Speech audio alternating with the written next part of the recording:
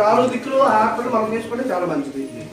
ఏ దిక్కు పోయి ఆ దిక్కు మన హారత ఇవ్వలేము, ఏడికి వెళ్ళి అందుకోలేము. కాబట్టి ఇక్కడ లోపల ఇచ్చే హారతి 5 దిక్కులకి ఇస్తాం. ఒకటి తూర్పు, పడమర, ఉత్తరం, దక్షిణం, తర్వాత ఆకాశం. ఈ 5 ఇచ్చిన తర్వాత మళ్ళీ మన దగ్గరకు వస్తుంది. మనం అన్ని దిక్కులకి వెళ్ళి హారతి తీసుకోలేము. కాబట్టి అవి పంచభూతాలు అంటారు దాన్ని. కంపల్సరీగా మీరు ఉన్న వాళ్ళందరూ కూడా నెలలో ఒకసారి ఏకాహారతి తీసుకోండి, పంచాహారతి తీసుకోండి, నక్షత్రాలు తీసుకోండి. మనకు పనులు అవ్వలేదు అనే మాట ఎవరు బాధపడద్దు. పనులు అవుతాయి. ఎందుకు అవ్వవు? ఇప్పుడు ఇలాంటి అమ్మవారి ఇచ్చే అవకాశాలు నక్షత్రార్థం ఉంది. ఈ నక్షత్రార్థం మనకు చాలా దగ్గర సంబంధం ఉంది. ఏ దోషం ఉన్నా, ఏదున్నా, ఏ నిర్దిష్టున్నా సరే మనకి దేనం అయిపోతుంది. ఇప్పుడు అమ్మవారు ఒకటి చెప్తున్నారు, ఆవు నెయ్యితో దీపాలు చేసుకోండి, నూనెతో దీపాలు చేసుకోండి. ఓపికంటే నూనెతో చేసుకోండి, ఆవు నెయ్యితో చేసుకోండి.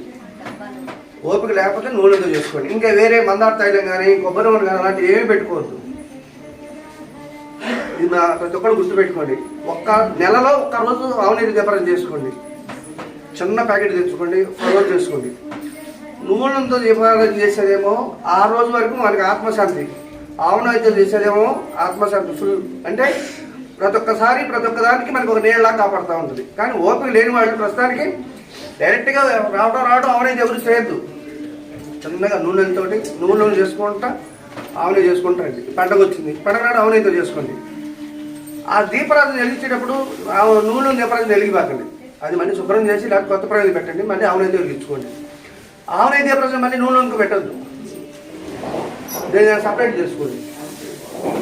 ఆవు నెయ్యి నూనె సంవత్సరంలో 4 సార్లు చేసుకోండి. ఆవు నెయ్యి 6 నెలలకు ఒకసారి చేస్తే పట్టించలేదు. నూనె అనేది వీలైనంత వరకు ఊళ్ళోనే ఆవు నెయ్యి కలపద్దు.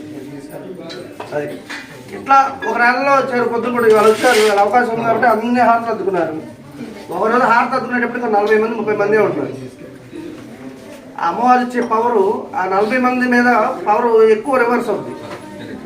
ఉన్న ప్రసాదం 40 మంది పంచుకున్నాం అనుకో, చాలా కష్టం అమ్మవారి ప్రసాదంగా పంచుకోవచ్చు.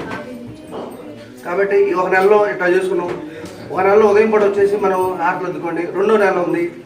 ఈసారి నెలలో ఫస్ట్ బీడ్ అయిపోయేటప్పుడు రండి. ఫస్ట్ బీడ్ అయిపోయేటప్పుడు హారత తీసుకోండి, హారత అద్దుకోండి, అమ్మవారికి ప్రసాదం తీసుకోండి, ఎడవచ్చు.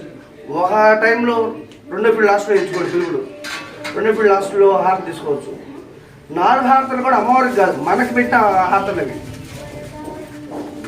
కాబట్టి అందరూ కూడా ప్రతి ఒక్కళ్ళు కూడా హారతలు అనేది ఏకహారతి, పంచహారతి, నక్షత్ర హారతి అనేది మన గుళ్ళో కాదు, ఏ గుడికైనా సరే హారతి ఎక్కడైనా నక్షత్ర హారతి ఎక్కడ ఇస్తున్నారంటే వరకు కంపల్సరీగా వెళ్ళి తీసుకోవచ్చు.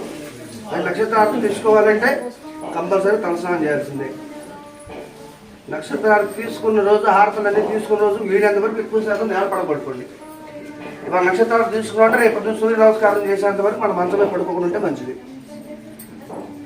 అవకాశం ఉన్నంత వరకు. అది లేదు మేము ఓపిక లేదు, మేము ఎక్కువసేపు పడుకోలేమండి, ఎక్కువసేపు అని అనుకుంటే అమ్మవారు దండం పెట్టుకుని అమ్మ మా ఓపిక ఇదమ్మా అని చెప్పేసి అని మేము అంత మీద పడుకుంటే మాకు అంతటితో అవగాహన అనుకోవద్దు, అవుతుంది. కానీ ఏంటంటే మనం నేర్చుకుంటే మన పిల్లలు కూడా రేపు బాధ్యతగా ఈ నక్షత్రం అద్దుకుంటే ఎంత ఉంటుంది. మీరు మీ పిల్లలు చెప్పుకుంటే వాళ్ళు ఆ పిల్లలు చెప్పుకుంటారు. ఇది ఆధ్యాత్మిక గురించి చెప్పుకోవాలంటే అది ప్రతి ఒక్కళ్ళు గుర్తుపెట్టుకుని హారతి ప్రతి ఒక్కళ్ళు తీసుకోండి. హారతి తీసుకునేటప్పుడు ప్రశాంతంగా అక్కడ ఏమైందో ఇక్కడ ఏమైందో అనుకోకుండా మీకు హారతి తీసుకుంటే ప్రశాంతంగా మీ పనులు చేసి పెడతాము. శ్రీలక్ష్మి ప్రసన్నలక్ష్మి.